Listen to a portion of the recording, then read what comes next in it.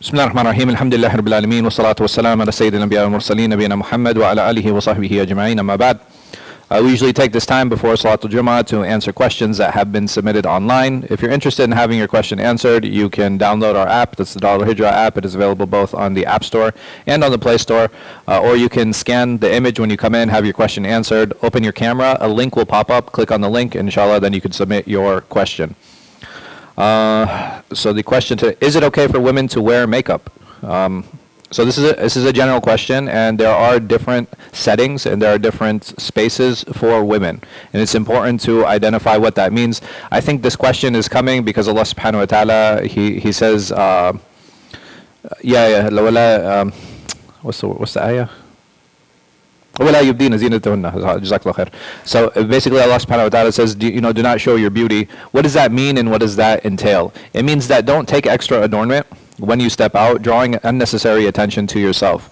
Saying that, during the time of the Prophet Muhammad sallallahu alayhi wasallam, the women used to take kuhl. Kuhl is a type of zina. It is a type of beautification. So there is clearly a tolerance, right? There clearly is a tolerance within society for makeup. The question is, what type of makeup would be tolerated? And that's going to vary from culture to culture. Here in the United States, for example, wearing maybe foundation, smoothing out blemishes, putting on very, I would say, a lot of skin tones for those things to make yourself presentable. This is something that would be considered acceptable in society, and it would not draw unnecessary attention to that woman. And in that case, it would be fine. There's no issue with that. Why? Because all women are looking like that, right? All women are presenting themselves in that same way. So being presentable is not something that is haram. Being presentable is not something that is anti-sunnah. Actually, all of us should be presentable. When we step out of our homes, even the Prophet, even Allah subhanahu wa ta'ala, He says that when you go for Jummah, what? Beautify yourselves, right? وَخُذُوا زِينَتَكُمْ عِنْدَ كُلِّ مَسْجِدٍ. It's very important for us to understand that beautification, right? There are types of beautification. There's beautification to the point of being presentable, coming to a space, and somebody will look like me and say, this is a person who is muhtaram. This is somebody who is respectable. The same applies to women. The scale is going to be different. Yes, I agree 100%. The scale will be different, but at the end of the day, a woman should step out of the home and she should look presentable. Nobody should look shabby.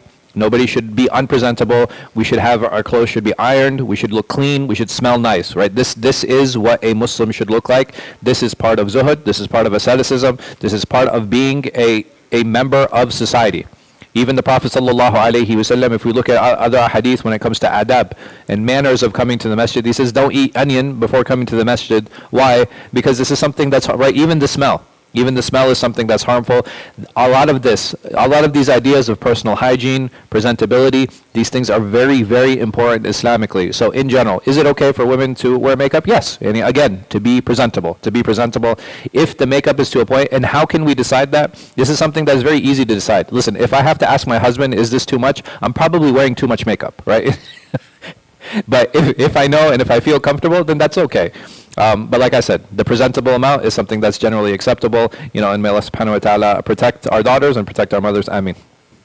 Was Ibn Hajar Ashari? Yes. And so are many of the muhaddithin. Many of the muhaddithin, starting from so you have very early on, even Bayhaqi, I would say that there's a strong lean toward Ash'ira, Khattabi, Ibn Salah, Ibn Hajar, Sakhawi, Suyuti. So you have this line. I don't understand the purpose of the question though. Was Imam Bukhari athari? So when it goes back to classical polemic schools, these schools weren't really. I wouldn't say this was still an early stage. So that these labelings hadn't become as pronounced and profound at this point. Why are most of the Ash'ari Shafis? The same reason that most of the Maturidis are Hanafi. I don't know. Historically it just happened to be like that. And then you have hybrids. So for example, Ibn Jawzi, he was Hanbali in fiqh, but he was more Ash'ari in creed. So you do have some hybrids historically. Is Chobani halal to consume? I heard something about alcohol. So I think it's Chobani, and what else is it called? There's something else. Kombucha, right? I think these are the two drinks. I guess nobody really knows, right? These are the two, right? So there are a couple drinks. They're called Chobani and kombucha, basically what this drink is, it's like fermented cabbage, I think. Like it's fermented cabbage or like some kind of fermented vegetable that they keep in a sealed container, and it's supposed to be like a probiotic, and it's supposed to help a person with their digestion or whatnot. The problem that I would say some scholars and some like some imams have with it is because there is an amount of alcohol in it. But the problem with taking just alcohol specific view is that any type of fruit or any type of substance that has a sugar in it, it will ferment and it will produce alcohol. So meaning that orange juice, like we all drink orange juice, and orange juice is halal, yes. Like, if I leave that orange juice in my house, yes, you're like 3 minutes late, bro. Inshallah, next week we'll come back to this question. But is kombucha halal? There's a difference of opinion.